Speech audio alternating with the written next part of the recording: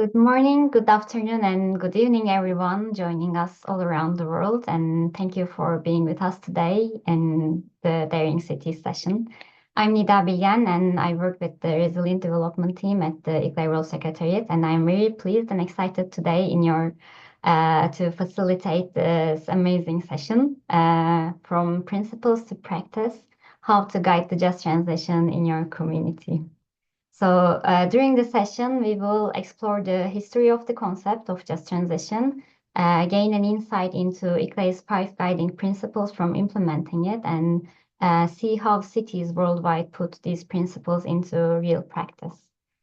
However, before we get started, we can move to the housekeeping rules. I want to share a couple of notes with you. The webinar will be recorded and available shortly after the conclusion of the session on Daring Cities YouTube channel. So you can revisit or invite your network who couldn't attend the session today. And as this is a webinar hosted in a webinar format, we'll be using the questions and answer box. You'll see the box on the bar below on the Zoom's interface. You can submit and respond to questions using that tool. And please use it to direct any questions to the speaker or the facilitator. And we will select a few of them to answer at the end of the webinar during the Q&A portion. We know some people face audio challenges when connecting today.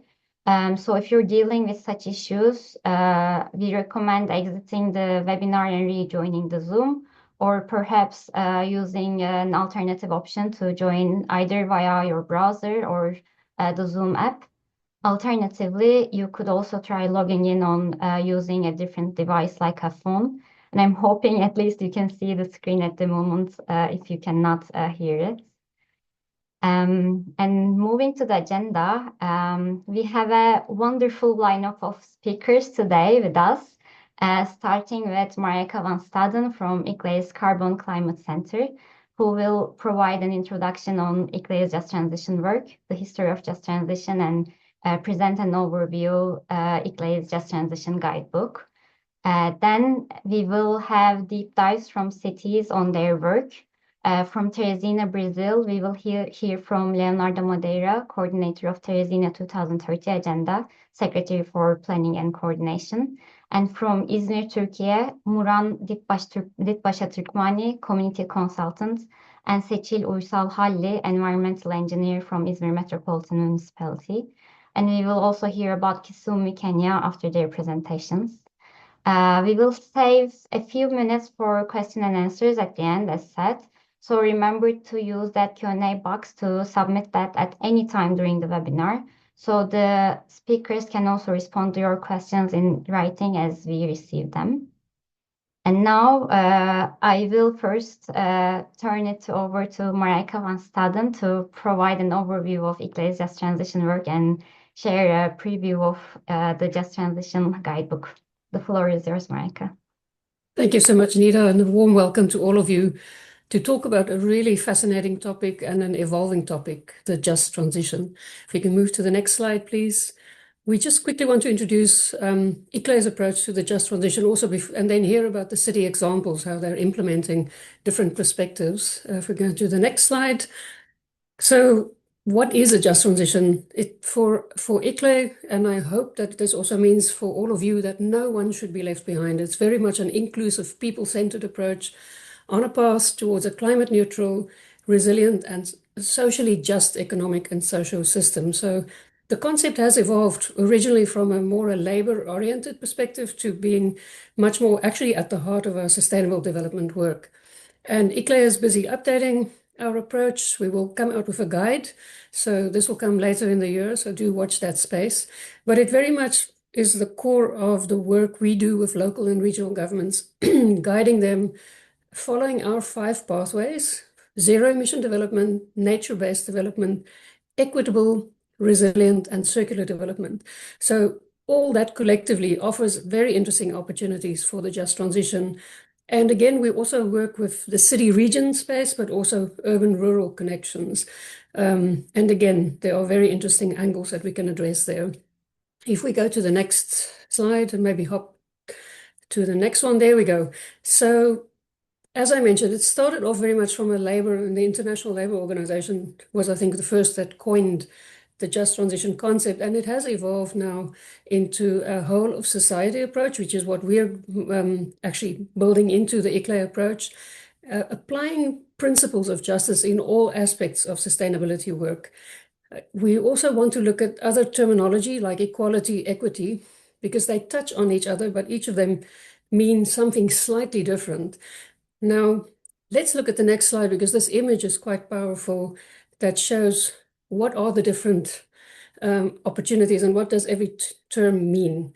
So if you look on the left side, reality, the little girl is actually not even standing on a box to see anything. She's in a hole.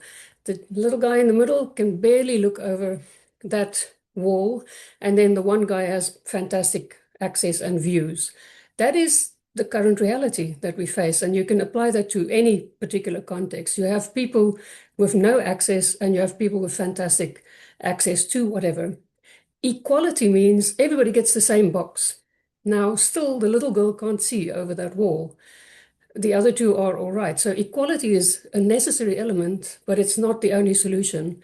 If you look at equity, the little girl can now also see over that wall because she's standing on two boxes. So she gets a bit better access to get sort of to that equitable space. And justice means you remove the wall. This is a wonderful image that comes from the ICLEI's Include project that really just illustrates the differences. And we need to look at all of these when we reframe our just transition aspects.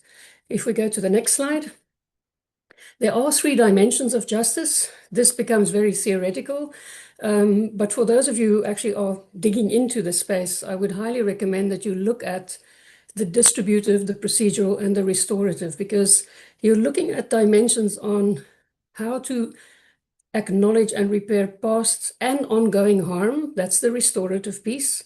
The procedure, you need to get people involved in co-designing and decision-making.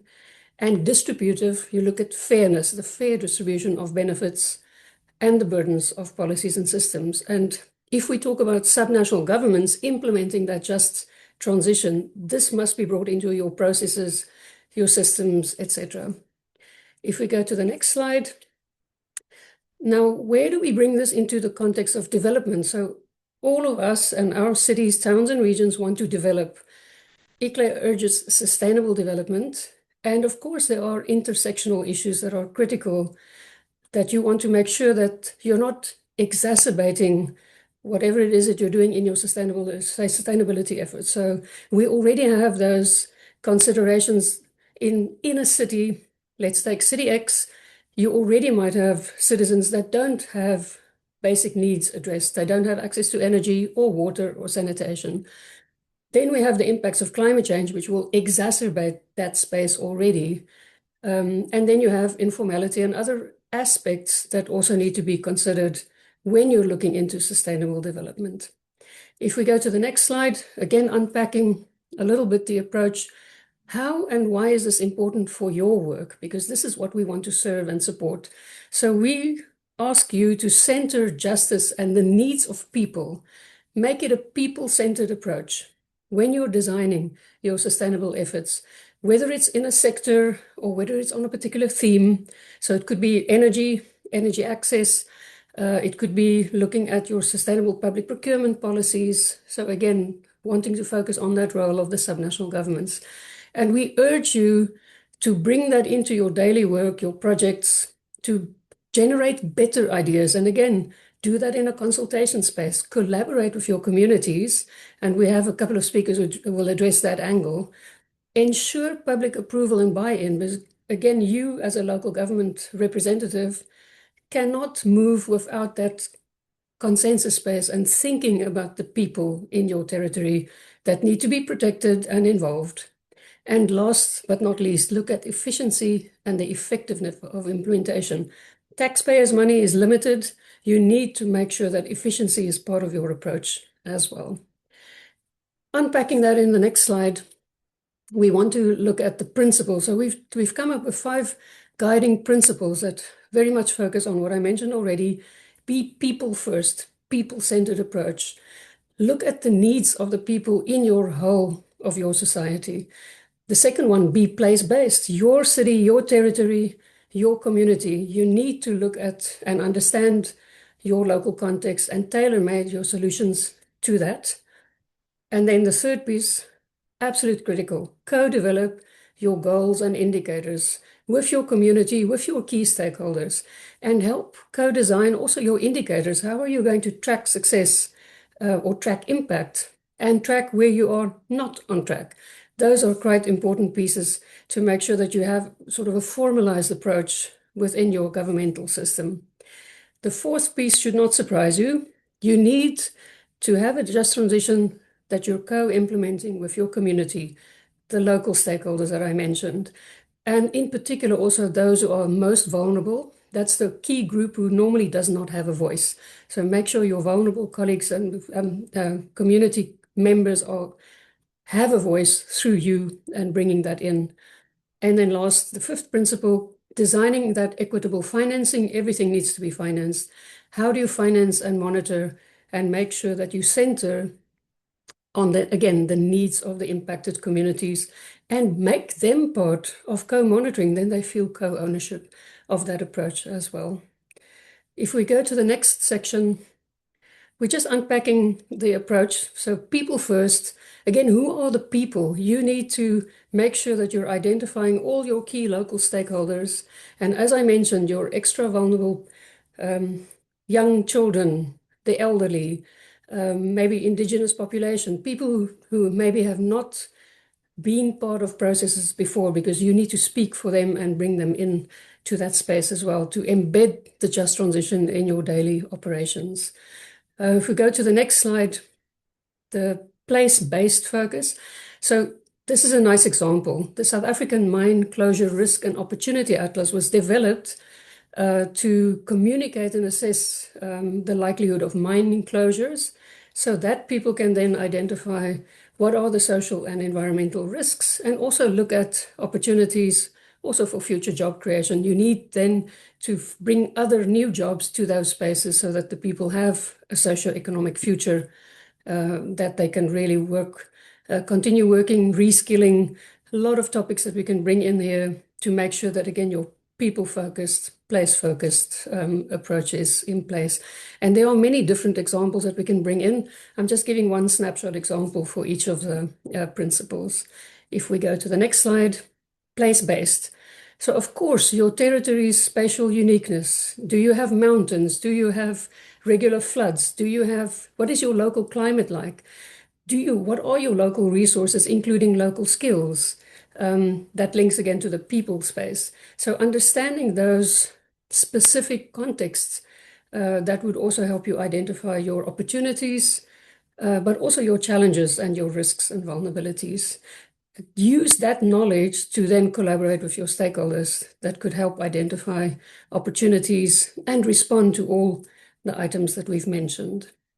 If we go to the example here, in Teresina in Brazil, city officials developed a map of the city to look at the demographic and heat vulnerability areas. So you know urban heating is a major topic at the moment. There's a big focus on this. And this is where you need to understand who is most at risk in your territory. Such maps are absolutely invaluable to make sure that you have integrated urban planning responses to also protect and make sure that you bring in the community into your concept development to respond there. Our third principle, co-developing those goals and indicators. Again, if you don't know where you want to go, you're already lost. So this is quite a critical principle, of course. But again, we urge you to develop those shared goals with your community and set measurable, practical indicators that would help you measure, are you improving or not? And here we know that there will be trade-offs. Trade-offs is a very difficult topic to deal with. Somebody is going to not benefit, and you need to assess together with your community to make the most rational, fair, inclusive choices, which is quite often a very difficult space to address. That's why co-developing those indicators with your community is so important. If we move to the example here, again, that collaboration space with your community, you need to build greater trust. This is a major problem. We see the people typically do not trust government more and more. So that trust space in the co-design, co-creation is critical. Also to minimize conflicts into the future. The shared ownership, people want to be part of their own future and help shape that future. This is a wonderful opportunity to not just get their ownership, but also accountability. Have clear, better goals. Again, strong goals, know that you know exactly where you're going to and whether you are on track. And last but not least, keep justice at the forefront of whatever you're designing. Embed especially economic and social priorities right from the start, not as an afterthought. If we go to the next space, different ways that you can engage with your community and your key stakeholder groups. Of course, in person is always better. And just examples, having focus groups, assemblies. We also will give an example of a town hall COP later as one example. Looking at digital approaches, doing polls, making sure that you're engaging with your stakeholders and that you can bring their feedback into the actual design. And then, of course, be creative and inclusive. We really urge every local and regional government to bring youth into the council. They give just a very interesting, different perspective, which is needed because the youth voice quite often is not heard. That's again, just transition definitely touches on the perspectives and the interests of the youth. And having story circles, oral history, you can really design a very nice cultural interface here with your different community stakeholder groups.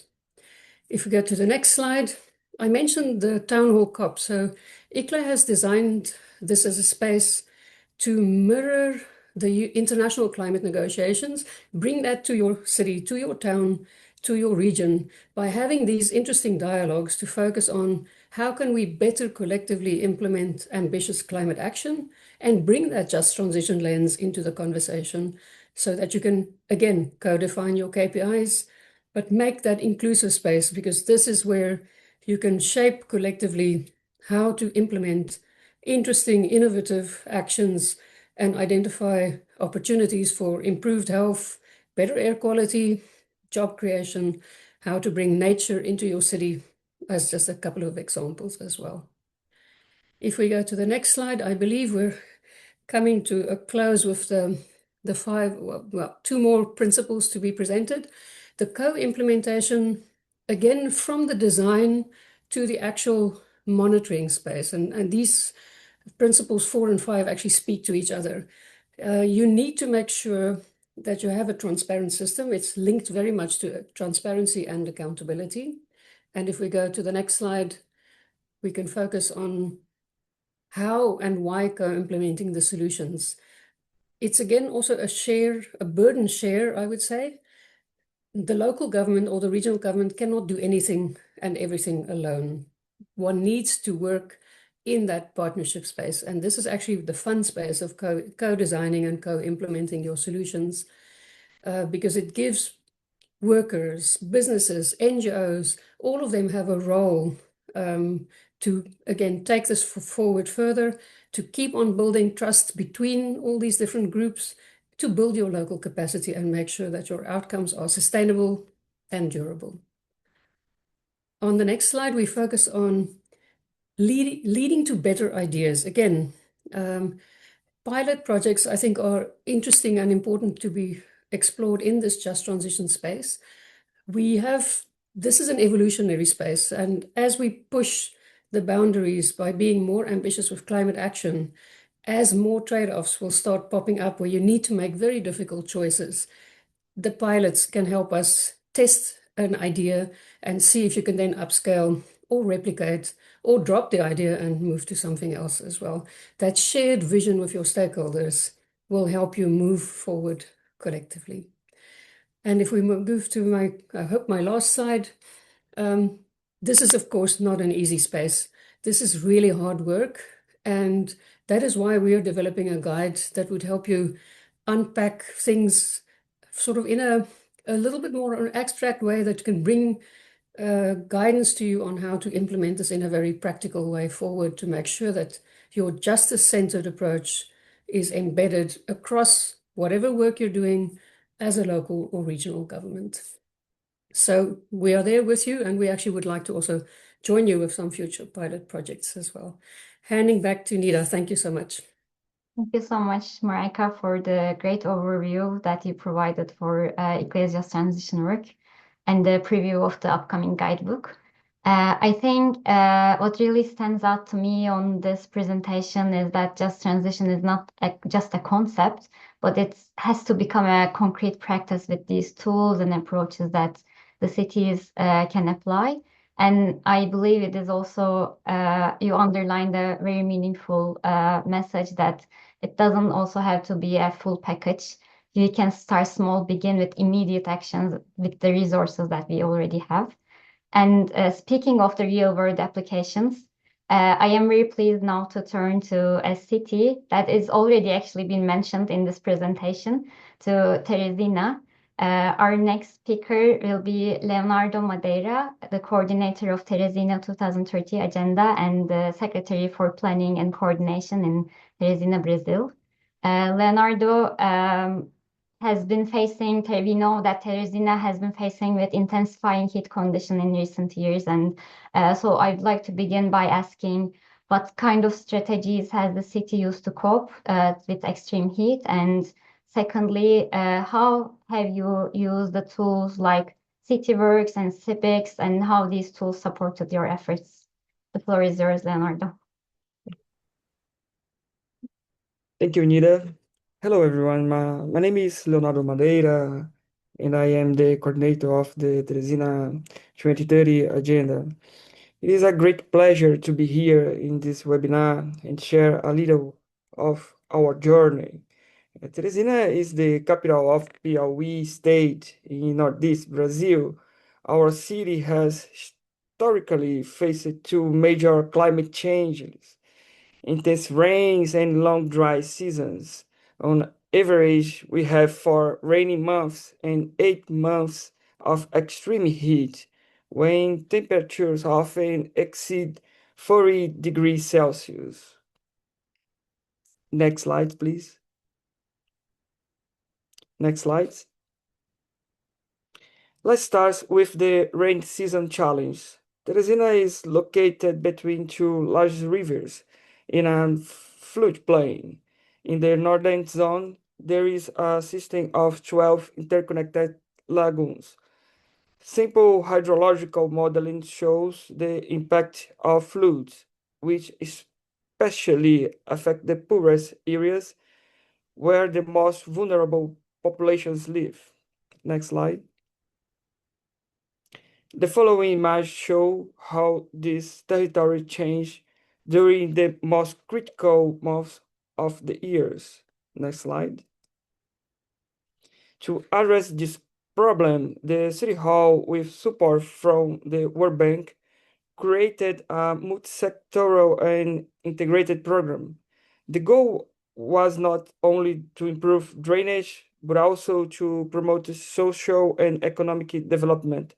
We use both traditional engineer and nature-based solutions. This program received 16 years of continuous investment. Next slide. Here we can see the linear park beauty through this program. Next slide. And here, the radical transformation of the environment with social, environmental, and quality of life benefits. Next slide. This experience was shared in many countries and served as international inspiration for new projects. Next slide.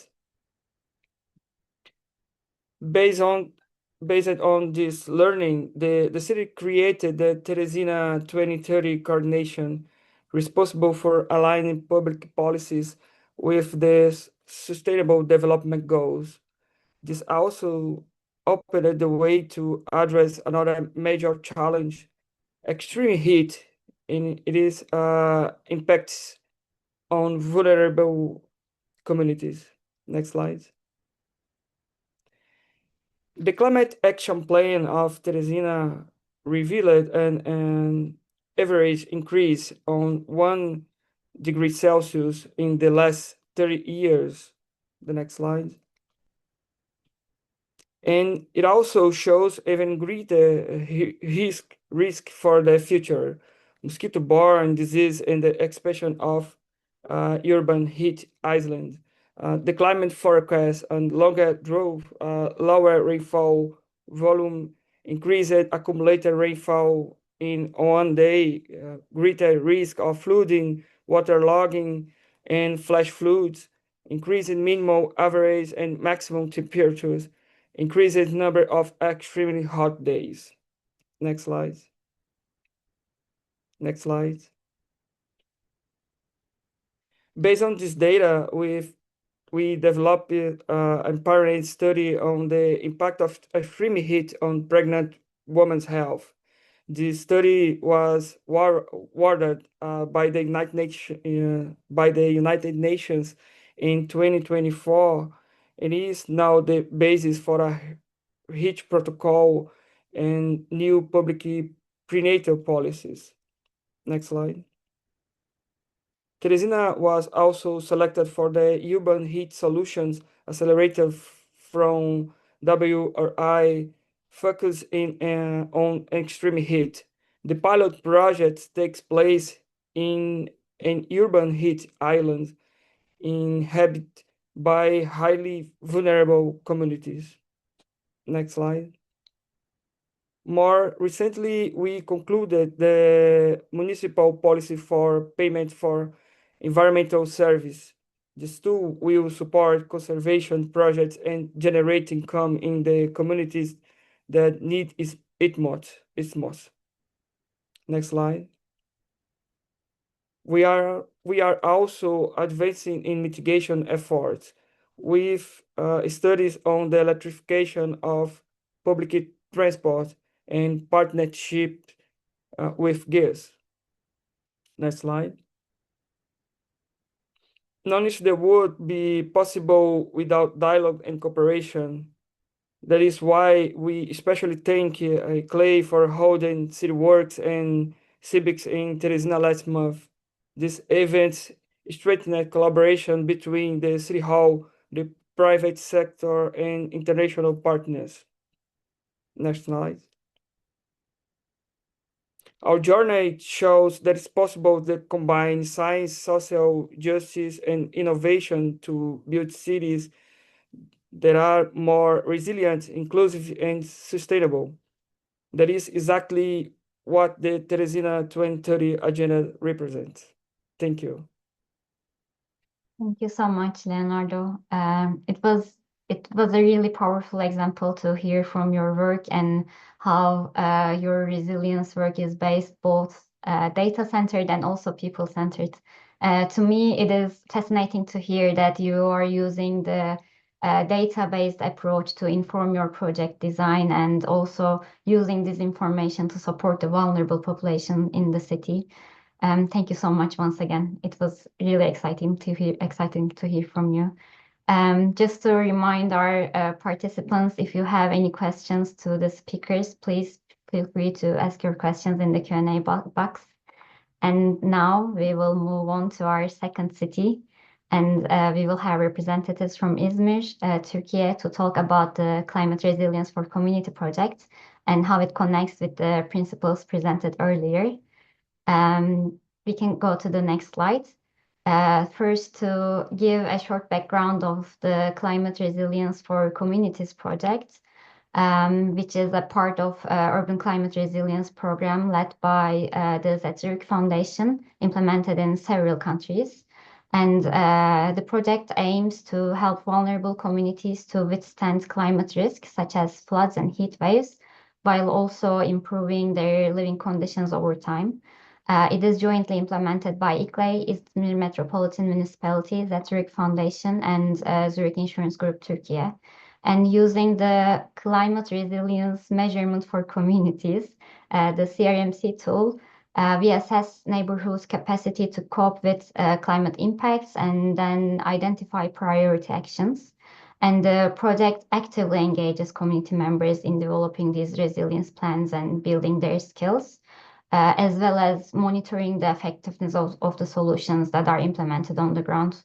It also promotes learning and resource sharing within and beyond the city Izmir, helping communities become more adaptable, connected, and prepared for the future.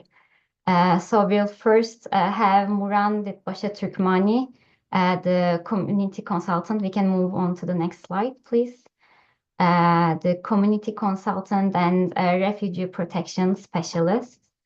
Muran have been working very closely with the residents in the project's neighborhoods over 7 years, being able to speak with them directly in Turkish, Arabic, and French. Thus, he has a very deep understanding of their daily realities. To start with, Muran, could you tell us why it was important to focus on these specific neighborhoods and what kinds of challenges do communities face there? Maybe talking about how also these realities influence the project. Also, it would be great to hear how the engagement processes throughout the project were structured to be inclusive and that could be sustained over time. Like, how did you reduce the barriers of participation and how did you adapt the approaches for different kind of groups? We are waiting to hear from you. The floor is yours, Bran. Thank you, Nida, very much for the introduction and also the question. And thank you for being here all. I'm happy to share more details about the community we work with and our project engagement.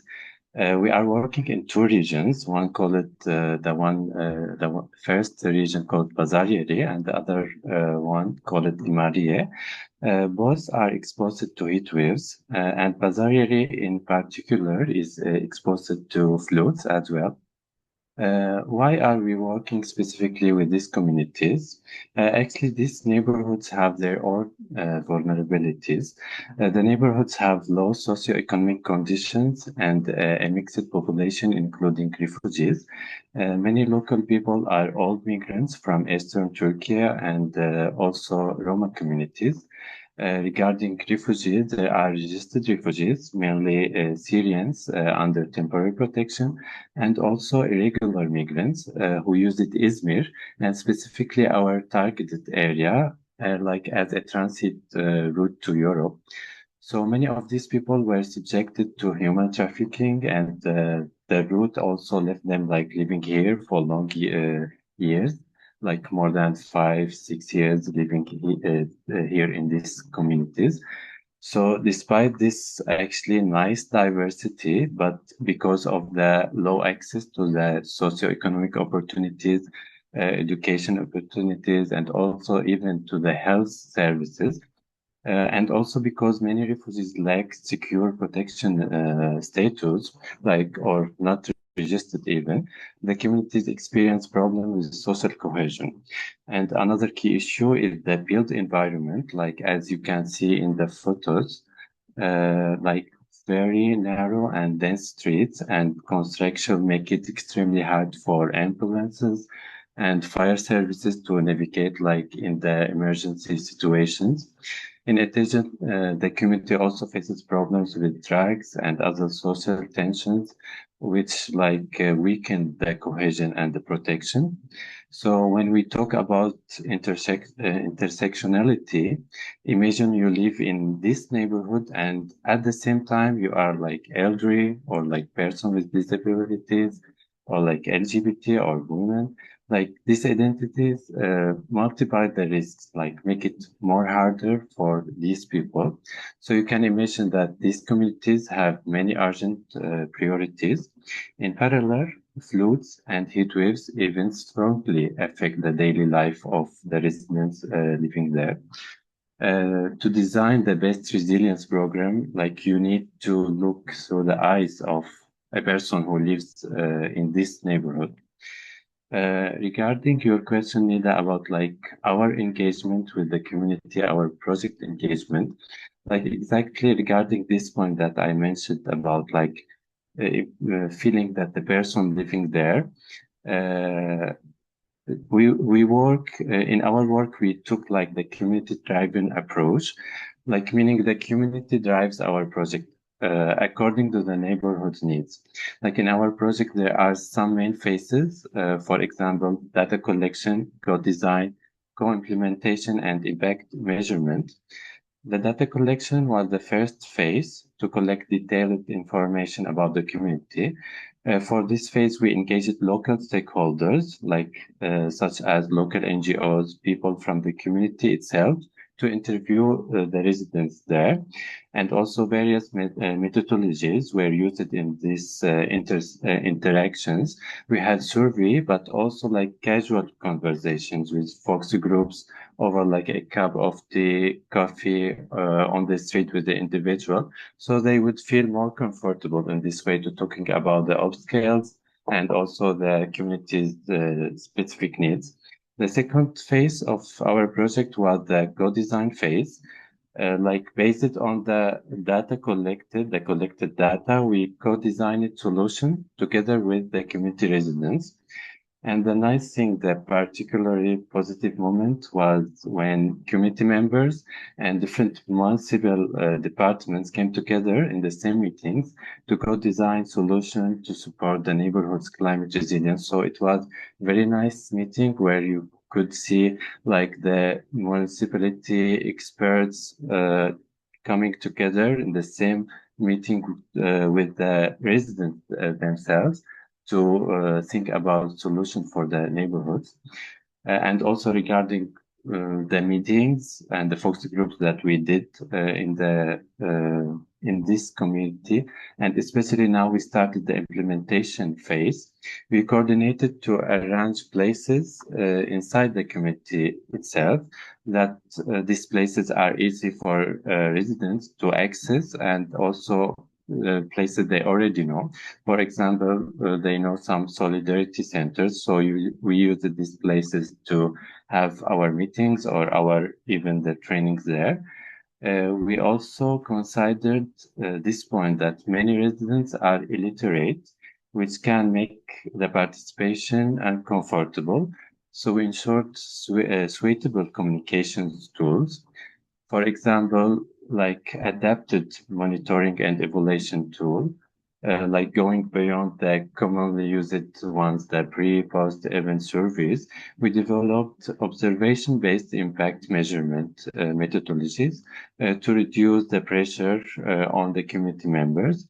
And also we provided translation support in languages such as Arabic, French, to or even like Somalian, to leave no one behind. So I would like to thank you again, like to hearing me. And if you have any question, for sure you can write on the chat or referring it directly. Thank you so much. Thank you so much, Muran, for this incredible reflections from your side. I've heard a very crucial bit about when you're talking about intersectionalities of the vulnerabilities of people, either social, economic, or maybe caused by the built environment, how these conditions are increasing the felt impacts of the climate disasters in the neighborhoods. And you were, I think, like listening first, giving residents the real influence. It was great to hear that the project isn't only working for the communities, but working with them. And I'm also very pleased to be part of this project. I can say that this shared ownership is exactly what just transition looks like in the practice. And from this insightful view, I would like to turn to another key partner in the project, the İzmir Metropolitan Municipality. And Seçil Uysalhalli is together with us, and she works as an environmental engineer at the municipality with expertise in reducing carbon emissions from energy production. And she leads projects that develop solutions for climate change mitigation, adaptation, and urban resilience, aiming to create a more resilient city against the impacts of climate change. Seçil, could you share a bit about how the municipality supports the implementation of this project on the ground? And I also am curious to hear, beyond this specific project, your perspective on broader vision of Izmir's climate future, and what are the actions is the city taking to move towards a just and more resilient transition? And how do you make sure that citizens are genuinely part of this journey? The floor is yours. Thank you, Nida. And it's a great pleasure to be here. And I'm really excited to share the story of our project and the work we are doing in Izmir to deal with climate change. As part of the Climate Resilience for Communities project, Izmir Metropolitan Municipality plays an active role in making the project work on the ground. We help by selecting pilot areas, reaching out to local leaders and citizens, and coordinating with different municipal departments. Collaboration across departments is really important because climate change aren't separate issues. They affect health, social services, WOMS programs, and more. That's why we work in coordination with units such as women's studies and health studies. By working together, we make sure the project outcomes are stronger and directly useful for the city and its people. Ultimately, this project helps our city and our communities become more resilient to climate risks. We believe that a just transition should start locally, involving citizens and municipal services, while also staying connected to global experience and knowledge. And what else are we doing? And our department works on the city climate strategies. We focus on clean energy, sustainable urban transformation, and strengthening community resilience. In recent years, we prepared our Sustainable Energy and Climate Action Plan, SCAP. We are also carrying out projects that bring climate action into daily urban life, such as climate-friendly public space, renewable energy use, and nature-based solutions. Izmir is one of the EU mission cities. This means we aim to become climate neutral by 2030. At the same time, we are part of the World Health Organization European Healthy Cities Network, which shows our commitment to sustainability, public health, and participatory governance. One of our main priorities is citizen participation. For this reason, we launched the Citizens Assembly for Climate. In the selection phase, citizens were invited via SMS, and among those who applied, 50 participants were randomly chosen through the panel software to exactly reflect the city's demographic profile. This ensured representation of different social groups. Extreme heat is one of the most urgent climate challenges we are facing. So this year, the assembly will focus on urban heat island effect, which is a growing concern for our city. And that's all from my side. Thank you very much for your attention. Thank you so much, Seçil. Again, you have described two essential parts of just transition: institutional responsibility and citizen participation. By bringing multiple departments from other municipal departments, it is showing that resilience isn't a single sector issue. Leonardo also touched base on this thing. It is a shared responsibility. And the tools that you mentioned, like the Citizen Assembly for Climate, it was a great example from Marika's presentation when she was giving this open forum case to how to engage with citizens. So it is not just about informing people, but it is sharing the decision-making power with them. And with that, we can turn climate policy to climate justice. It was fascinating to hear. In addition to these amazing cases from Brazil and Turkey, I would like to also share another inspiring example from Kisumu, Kenya. Their local interaction platform called as CLIP was established to connect local actors around shared sustainability challenges. So the core idea behind CLIP is simple but powerful. that cities can't build resilience in isolation. Again, the real impact comes when citizens, local producers, policymakers, and civil society all working together. And the platform acts almost like a neutral systems engineer, not taking any sides, but enabling a dialogue, knowledge exchange, and capacity building through connecting the local initiatives. So if you like to explore this model in more detail, please scan the QR code on the slide. It will lead you to the roadmap towards 100% renewable energy for Kisumu County. And it is a great resource guiding the transition to 100% renewables in a just way. So we have a little time for Q&A, I believe, and I see there is a question for both Leonardo and Muran from Delfina Vildosaulo. Could you share information how these projects were financed? Was this work done with the local city budget, or did you receive support from external agencies? Maybe I can start with Leonardo if you like to answer the question. Okay, thank you, Nida. The climate action plan was developed with funding from credit operations, but also from international donations. We have extensively explored possibilities through national and international partners.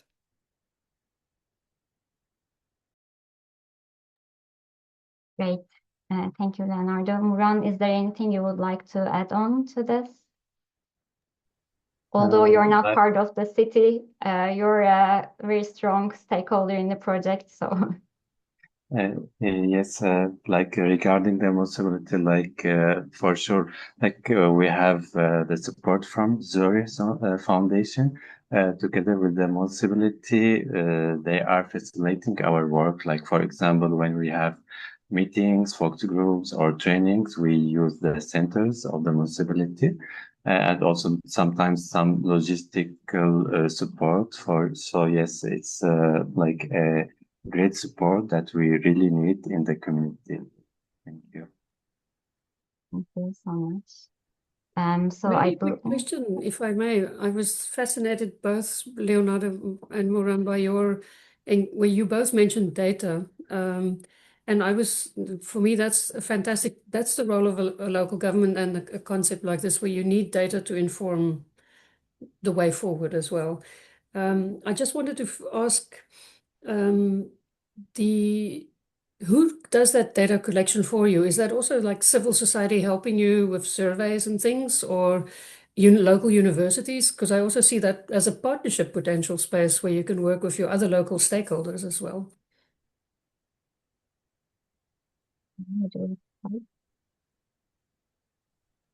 Should I start? Please go on. Yes, regarding the data collection, we had three strategies, which is like the surveys and also the focus groups and also the key informants. We did it in different ways. As I mentioned for the surveys, we did it together with some people who know well the community, worked before. So it was easy to have this conversation with the people there, not someone abroad doesn't know the community. And especially the community before, there were some studies from the university come to there. So they are really feel bad about having surveys. But at the same time, we need to work about the heat waves, the floods. So regarding this, we used this strategy. In addition, also we had the support from the local NGOs. We did meetings with them, and also they supported us in these meetings. Well, it's a wonderful collaborative space then. That's also the just transition in a way. If you bring these pieces to the puzzle, it's a fun space for making that collaboration work as well. That's fantastic. Thanks, Muran. Thank you. Thank you for this great question, Marika. Leonardo, please. We use university support and local research. This research has significantly helped develop new public policies. And I think maybe also the question on financing is going to be a question everybody's asking. How do you finance this kind of work? And I think, Leonardo, you mentioned, could you maybe deepen where does the money come from? So you've mentioned international cooperation and of course projects with ICLEI, with the World Bank and others is of course an interesting piece. But how much is the local government putting forward money for this kind of evolutionary space?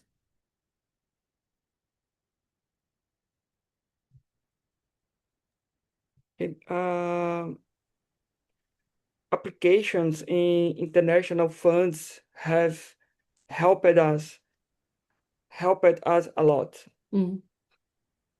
Absolutely. I was also fascinated by the solidarity centers you mentioned. That's just a fantastic name. I think we should give that as an example in our guide.